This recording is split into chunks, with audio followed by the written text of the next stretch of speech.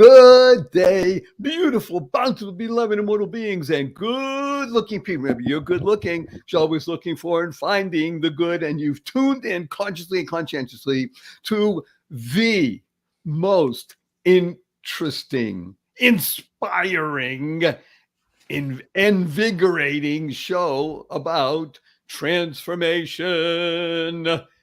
Yes, we like trans things.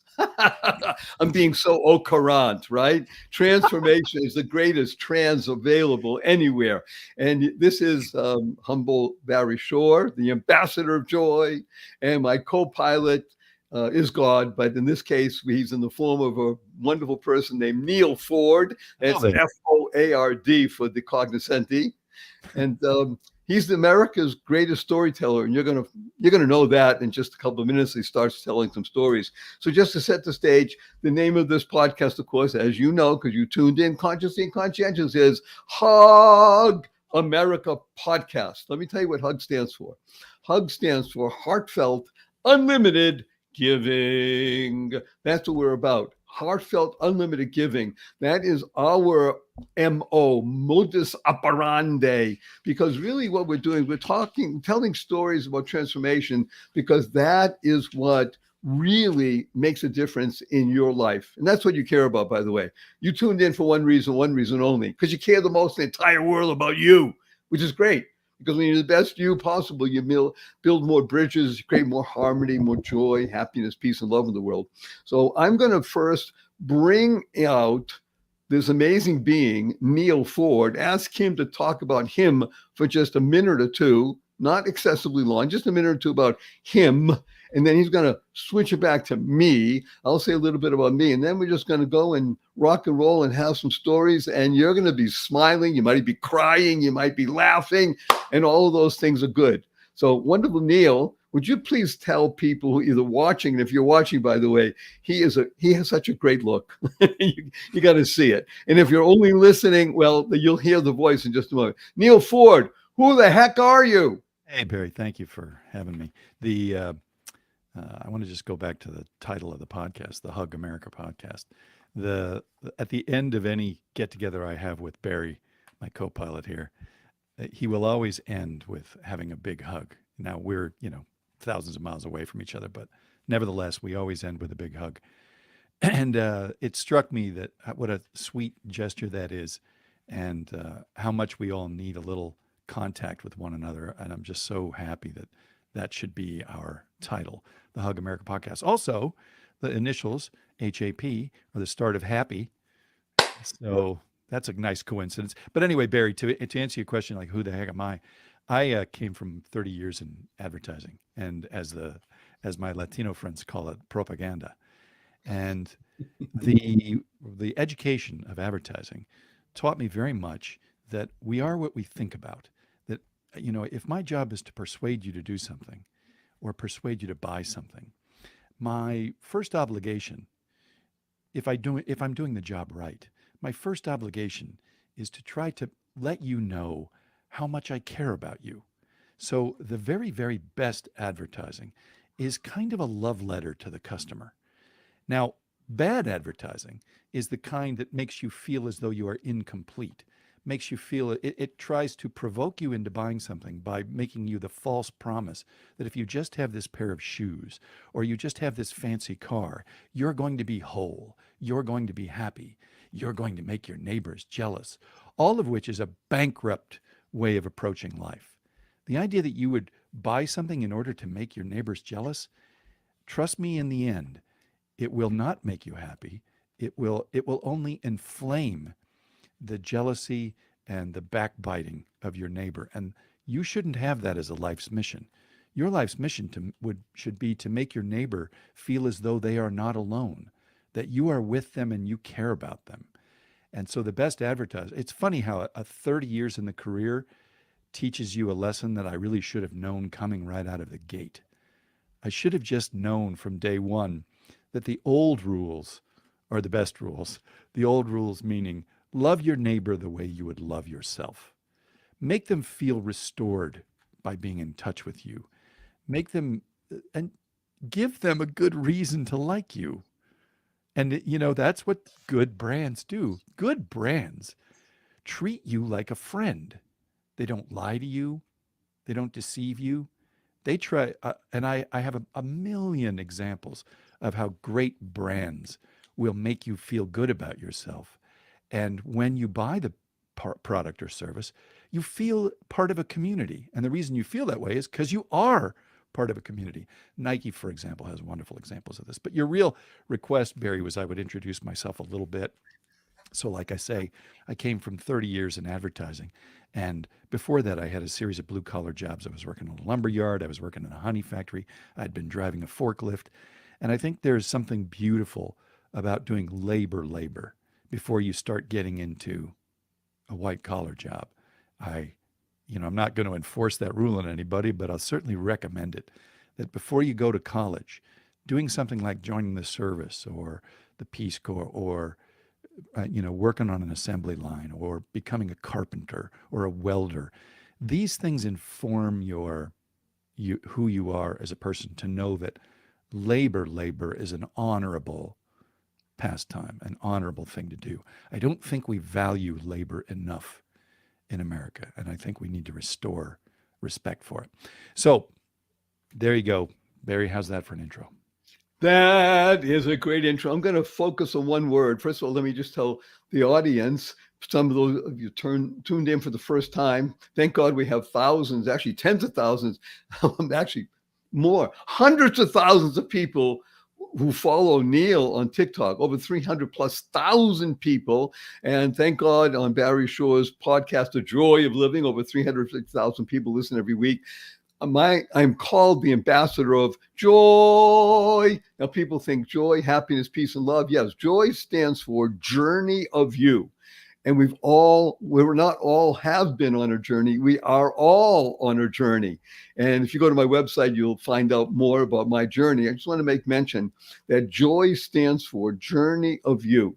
So I want to go back to something that you mentioned, wonderful Neal, and let's use that as a springboard for a story about transformation, because we're all about the big T word. We like the T word. And again, the T word is transformation. We are trans friendly here. Transformation. You mentioned the story about, or the idea of buying something to make you whole. Now, of course, when you said that word whole, it would have to be spelled in my ears, WHOLE. And yet, as you mentioned, if you're buying it to make you whole, we all know that physical things cannot make you whole because they end up without the W and it becomes an HOLE, a never ending, impossible to fill hole. So, on that high note, wonderful Neal Foard, can you share with us a story about transformation and how things go from, let's say, little to big, or just something that can make people come away and say, wow, that was something. I like that. Wow, I've got a million stories about that topic because ultimately, if you think about it, almost every story that's any good involves somebody changing in some form or another. But I'll tell a story this is the story I enjoy telling more than any other. Um, I loved to take my kids to see baseball, but if you see a fancy Major League Baseball game, it's incredibly expensive, and parking is $40, and the tickets are just ridiculous. And if you buy a hot dog, what is it, $16? That will make you whole. You'll have a hole in your pocket. Yeah, Yes. definitely a hole. So I would take the kids to see the New York Yankees games when we were living out in Jersey, and it was just so ludicrously expensive. And the kids, because of the hassle of parking and travel and getting into the stadium and finding your seat and so forth, the kids wanted to leave by the fifth inning. And when they were little, so really going to a game like that and dropping hundreds of dollars was kind of a ludicrous exercise. But I did want the kids to have a sort of love of baseball. So we would started going to the New Jersey Jackals games. And it was just there was a little team, the little team that could play it in Montclair, New Jersey. And they didn't have any names on the backs of their jerseys because these kids were not bound for the majors. And the chances are they were going to need that jersey next month anyway for somebody else. So this hapless team. I mean, even a pop fly was an adventure at that level. You weren't sure what was going to happen, and they were playing this league powerhouse, and they had names on the backs of their jerseys. Well, we got to about the seventh inning, and we were just getting our teeth kicked in by this team. We were down by about 7 or 8 runs, and it had never been close.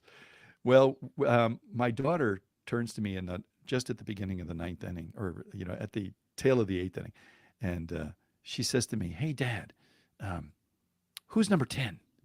This was one of our guys, and he was warming up in the on deck circle. And I said, "Oh," and I looked it up in the Xeroxed program, you know, and his name is Sanchez. And I say, "Oh, it's Sanchez."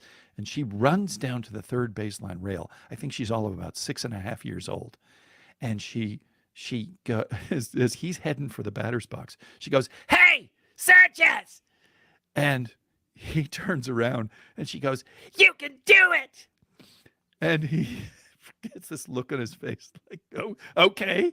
And he sort of chuckles to himself and he digs in to the batter's box. And this guy throws this fat fastball, and Sanchez gets hold of all of it. And it goes, it just goes into orbit. Well, as he's rounding second on his way to third, he looks into the stands and he sees my little girl and he gives her that gesture like, "I see you," right? And she lets out a rebel yell you could hear in Bergen County. And it's just beautiful. And, as he heads home, what happens is 3 or 4 other little kids now come down to the third base rail, and they start asking their parents, "Well, who's number 23?" And they start yelling out the players' names and encouraging them. And it starts a rally. And these guys are hitting, and they're lighting this pitcher up, and they're hitting for extra bases, and without any kind of sign, they're stealing third. I mean, they're going for it. And it's 2 outs, but they're still going. And the next thing you know, it's tied. And Sanchez comes around again in the order because they've all scored. Well, the other team brings in a reliever. They've got some hot prospect, right? And he's lights out. He sends people home. That's his job. And they've had just about enough of Sanchez in his rally. So they send this unit in to get him out. And Sanchez is doing his best to stay, but it's quick 2 strikes. And then all he can do is just keep fouling off pitches. And he's getting the tiniest sliver of these pitches. And he, takes a big deep breath. And you know what he's thinking? He's thinking, I'm out of my depth with this guy. He takes a step back, and you're thinking he's going to go look at the third base coach, but he doesn't. He looks in the stands. He's looking for my little girl, and he sees her, and she repeats that gesture. She gives him the fingers in the eyes, and she points at him. She goes, "I see you." And he digs in after that, and you kind of know what he's thinking, which is, come hell or high water, I'm going to take a cut at this thing. And this guy throws the highest heat he can, and Sanchez one more time gets a hold of all of it. And it clears the fence. They found it in a backyard pool filter. And basically, it was bases loaded, and he got the whole thing. And as he's trotting around second, again, he sees my little girl. And by this time, every kid in the stands, and there's about 30 kids on the line, they've rushed the field, and they're high-fiving the players. Sanchez can barely get home because of the crush. And the mascot's on the field, and the owner's giving out hot dogs to everybody. And meanwhile, they're posing for a team photo with the kids in it. And I'm down on the field because I want to make sure my kid doesn't wind up on the team bus because she's standing next to Sanchez, right? Like, she's all of 6.5 and they're best pals. Well, I'm standing next to the manager, and the manager sees my little girl, with her arm around Sanchez for this team photo. And she says, the manager says to me, "Is that your little girl?" And I say, "Yeah." And he goes, "Sanchez hasn't hit a home run in his whole time with this club, and tonight he hits 2. So my question to you is your little girl going to be here tomorrow? You said, "You're dang right she is." Because what the team had given my children in that event was for $8 a ticket and for $1 hot dog and free parking, they had given my kids a lifelong love of baseball. And the last sentiment that I tell people when I tell them that story is, don't bother going where you are just tolerated. Go where you matter. And they counted. You can't, I don't want to go where 2 or 3 kids yelling from the third baseline just don't make any difference. On that note, first of all, I want to do 3 things. Number 1, thank you, Neal. I am wiping away tears of joy from my eyes. Number 2, it is so moving because it's so real. Just as a point of interest here. So my family, we lived in California, Venice Beach, California for 45 years. You can't find a more interesting place in America, in my humble opinion. I mean, it was by the way, it was one of the 3 most visited places in America. Las Vegas was, I think, number 1, or Disneyland, and then Vegas, and Venice Beach, California. It was because it was look it up. You were there. It was full on Muscle Beach, and yeah, it's Muscle Beach. It's amazing. People came to look at other people. The reason I mention is because, okay, I had some friends who they go to a ball game. They take me because they had season tickets. It wasn't for my position, wasn't a great experience. We moved to Henderson, Nevada 2 years ago. Henderson, Nevada is in the middle of the desert, 17 miles from downtown Las Vegas. There is a baseball stadium here for what they call minor leagues. What I call is the love of baseball. In other words, the people who are playing, yes, these are guys that want to be in the majors. They really do. And most of them could do it, but the difference between being in the minor leagues and the major leagues is a fraction. It's just that fraction. But the genius of the baseball park is it's relatively small. The parking is free. The food is inexpensive enough to enjoy. And the atmosphere of being there on the field, very close, and watching baseball for people who love it. Wow, you can't get much better. So thank you, wonderful Neal. Every seat is good. Yes, that's a great point. Right? Yeah, when you're in a minor league park, whether it's the Newark Bears or whether it's Isotopes or whatever, every seat is good. And what's more, you're going to see real baseball. You're going to see baseball played by people who are doing it exclusively for the love of the game, because there's nothing quite so powerful as a young guy trying to make the majors, throwing everything he has at it. And I just wish they could. They don't make much money at all. They barely make it. I can tell you a personal story. I am blessed. I mean, we're talking about Hug America, right? So I'm blessed to have an amazingly fabulous extended family. One of my cousins, Cousin Stephen, was a Marine, and he was also a Marine trainer. I mean, he got to the rank of captain. He trained other Marines. Interesting guy, married a wonderful woman, have 2 boys. I'll fast forward, 18 years. Each one of these boys, the first boy was so good at baseball that he got hired by a professional team called the Red Sox. Yes, the Boston Red Sox. It's amazing because I come from Boston, as does Stephen. Stephen moved away, but so his firstborn son becomes a Red Sox, and he has a special name, and he was doing well. Unfortunately, because what happens in professional sports, he got injured a number of times, and his arm was thrown out, and just all kinds of stuff. But I'll make the story short because it's fun. Got to watch him play baseball for the Boston Red Sox. That's an experience in my life I'll never forget. But here's where it gets even more amazing. The Red Sox won the pennant that year. The Red Sox won the World Series that year.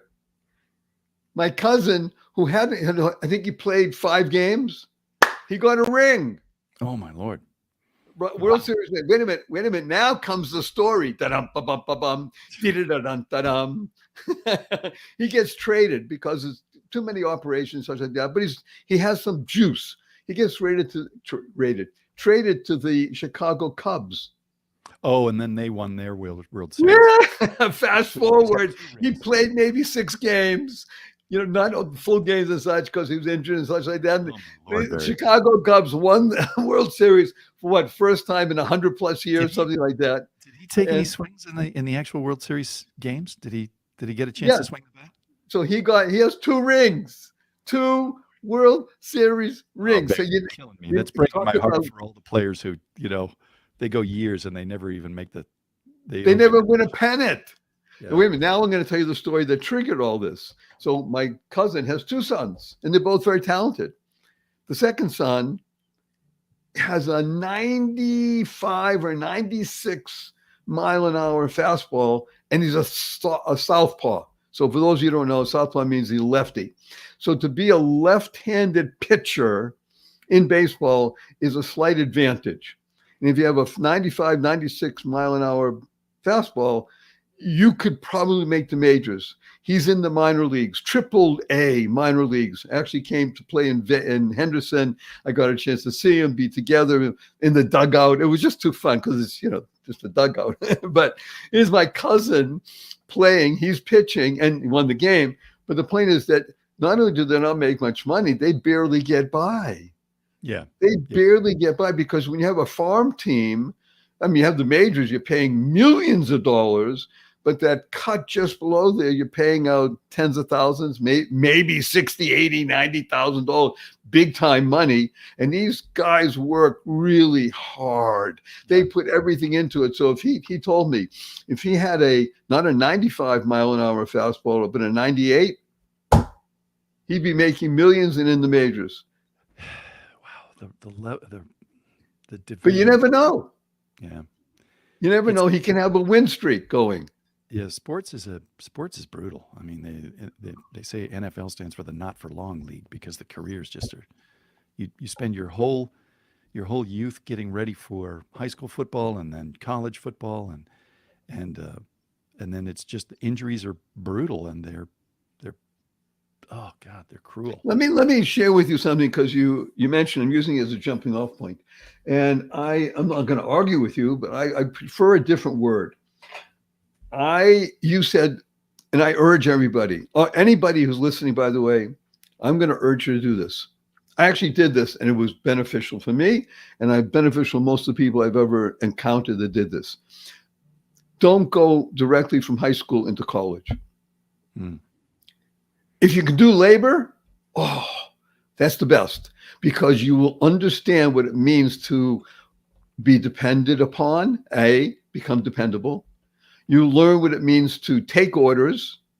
You might even learn how to give orders because if you work in an organization and you're out there and you're showing up and you show that you want to do this, you put your whole being into it, you will by definition rise. So you're going to learn how to take orders. You may have to learn how to give orders. You may have to learn how to work with a team, be dependable. And I urge everybody, use a year between high school and college if you're going to go to college. And I don't think everybody should, but work. It's a 4-letter word ending with K that if you smile, I tell you that a 4-letter word ending with K. Yeah, it's work. Labor is one of the greatest things you could ever do for your heart, your soul, your mind, and your body. So thank you for that, wonderful Neal. I want to emphasize, however, this competitive atmosphere that surrounds sports. And like you said, everybody who's watching, by the way, I want you to please do that again. Neal has a fabulous mustache and beard.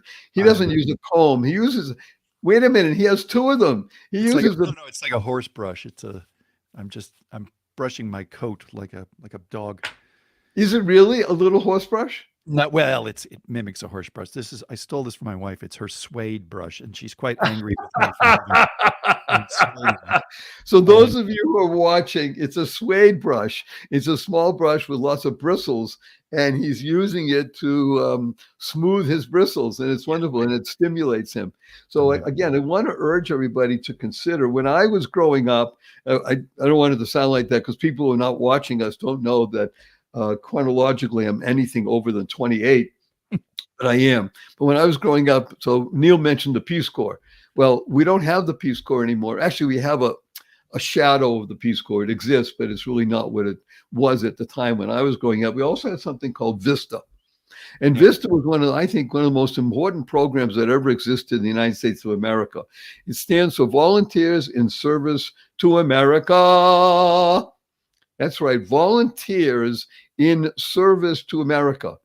And oftentimes people who already had a college education or some facility in the educational world, they could read and write well enough and communicate, that they volunteered to go to places where literacy was not that common. Try and understand and think about this.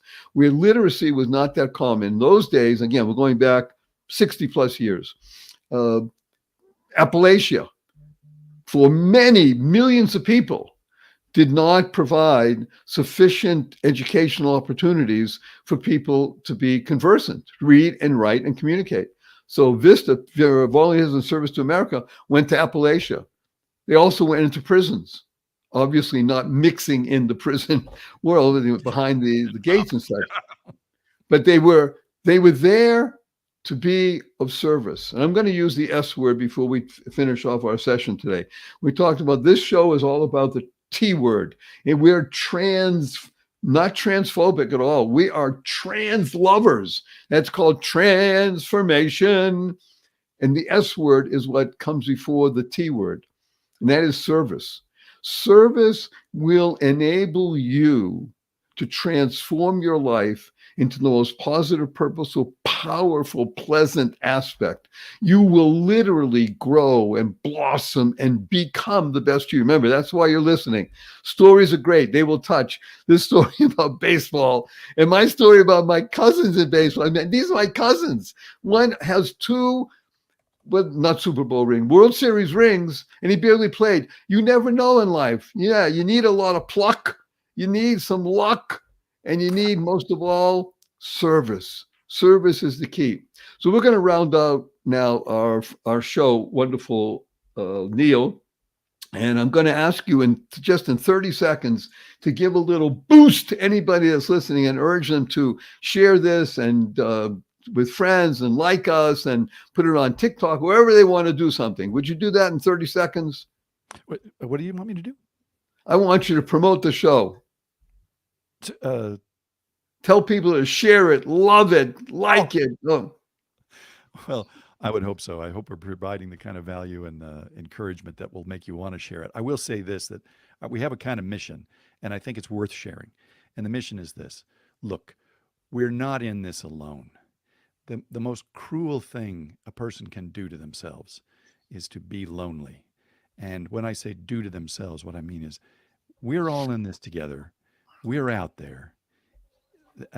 If you find yourself feeling like it's just you, there are places you can go, whether it's the gym or to church or a synagogue or a mosque, or just be kind to the barista or the flight attendant or the person serving you at the grocery store.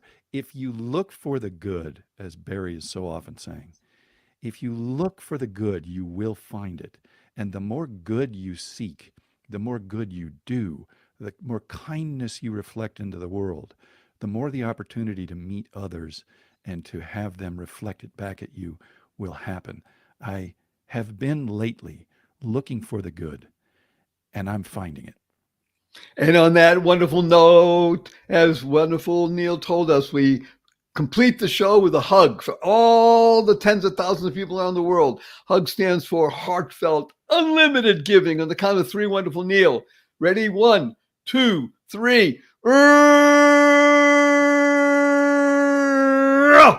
Thank you, everybody.